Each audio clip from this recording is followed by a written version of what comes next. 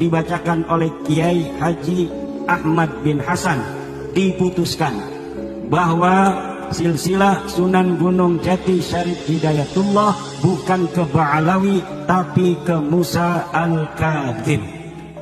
Itu yang pertama. Yang kedua, bahwa nasab Ba'alawi kepada Rasulullah termasuk dalam kategori nasab mukhtalafun fihi, perbedaan pendapat di dalamnya. Berdasarkan hasil penelusuran nasab dan manuskrip yang ada, saya Pangeran Patih Raja Muhammad Kotiran selaku Patih Kesultanan Kanoman mewakili Kanjeng Gusti Sultan Raja Muhammad Ibiuddin Sultan Kanoman ke-12 dengan ini menetapkan bahwa Sunan Gunung Jati Syekh Syarif Hidayatullah adalah garis Musa Al-Kadzim. Sallu ala Muhammad. Tanggal 14 Januari 2024, Cirebon, Kesultanan Kanoman, Pendopo Sindeng, Keraton Kanoman, Cirebon. Saya terima kasih dan saya akhiri. Wassalamualaikum warahmatullahi wabarakatuh. Sejarah memang banyak memberikan pelajaran kepada kita, khususnya di zaman Imam Musa Al-Kadzim alaihissalam. Kita melihat penguasa pada waktu itu Harun yang hidup di dalam istana bermegah-megahan, hidup dalam keadaan mewah. Namun kalau dipertanyakan kemana nanti di akhirat dia akan menuju, di mana tempatnya di akhirat. Sedangkan Al-Imam Musa Al-Kadzim alaihissalam hidup dalam keadaan menderita belasan tahun, hidup dalam penjara. Paling sedikit sejarah menceritakan 12 tahun di penjara, ada yang mengatakan sampai 18 tahun. Namun kalau dipertanyakan di mana nanti di akhirat Imam Musa Al-Kadzim, itulah pelajaran bagi kita semua, bahwa jangan sampai kita hidup dalam keadaan bersenang-senang, dalam keadaan mewah, namun perjalanan kita menuju kepada kehancuran dan kebinasaan. Na'udzubillah min dzalik. Imam Musa Al-Kadzim pada awalnya dipaksa, diseret, dibawa ke Basrah, dipenjarakan di sana di bawah pengawasan kerabat Harun. Namun kemudian kerabat Harun ini tidak melihat sedikit pun kelemahan atau kejahatan yang ada pada Imam Musa Al-Kadzim. Yang mereka lihat hanyalah ibadah yang begitu agung dan kemuliaan dari Imam Musa Al-Kadzim alaihissalam. Lalu mereka pun menulis surat kepada Harun bahwa mereka keberatan. Mereka merasa berdosa memenjarakan Imam Musa Al-Kadzim. Lalu Harun pun segera memindahkan Imam Musa Al-Kadzim ke Baghdad. Dipenjarakan, berpindah-pindah dari rumah yang satu ke rumah yang lain pada orang-orang dekatnya. Sebagian menteri-menterinya ada yang disebutkan yang bernama Al-Barmaki. Namun begitu juga bahwa di antara menteri-menteri ini pun dan juga keluarganya terutama yang terpengaruh oleh Imam Musa Al-Kadzim, terpengaruh oleh aura kemuliaan dan kesucian Imam Musa Al-Kadzim. Lalu mereka pun menunjukkan ketidaksanggupan untuk memenjarakan Imam Musa Al-Kadzim. Mereka merasa berdosa. Lalu Harun pun kemudian menyerahkan kepada seorang penjahat yang sangat bengis yang bernama Sindi bin Syahik.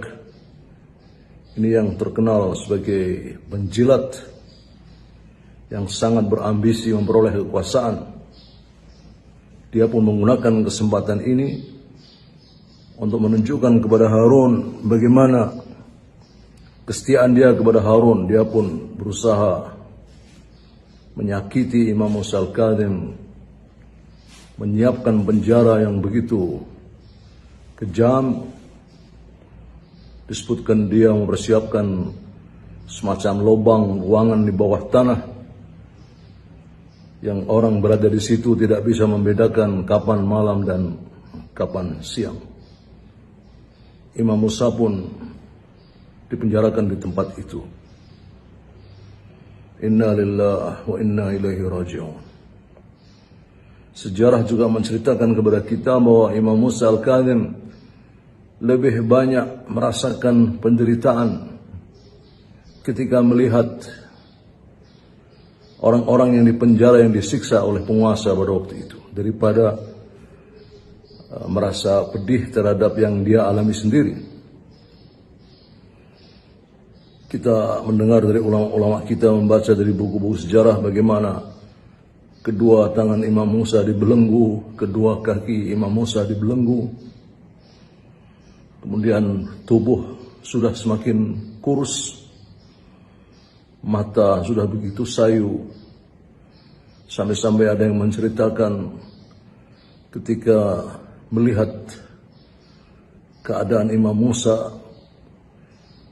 dia menceritakan seakan-akan seperti kain yang dionggokkan begitu saja. Ternyata ada tubuh Imam Musa Al-Kadhim di dalamnya, sedang dalam keadaan sujud, bermunajat kepada Allah Subhanahu wa ta'ala.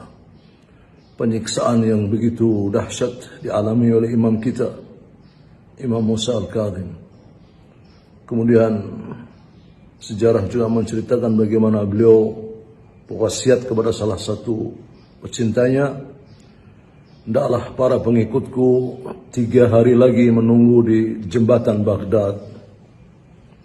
Ternyata inilah yang terjadi. Bagaimana Sindi bin Syahik ini menyiapkan racun yang dimasukkan dalam kurma, dihidangkan kepada Imam Musa Al-Kadhim. Imam Musa Al-Kadhim pun kemudian memakan kurma tersebut. Mulailah racun bereaksi. Kemudian datang saat-saat ajal syahadah menjemput imam kita yang mulia, Imam Musa bin Ja'far Al-Kadhim alaihissalam. Menjelang menjemput kematian, Imam Musa Al-Kadhim terbaring lemah, menjulurkan kedua kakinya, meluruskan kedua tangannya.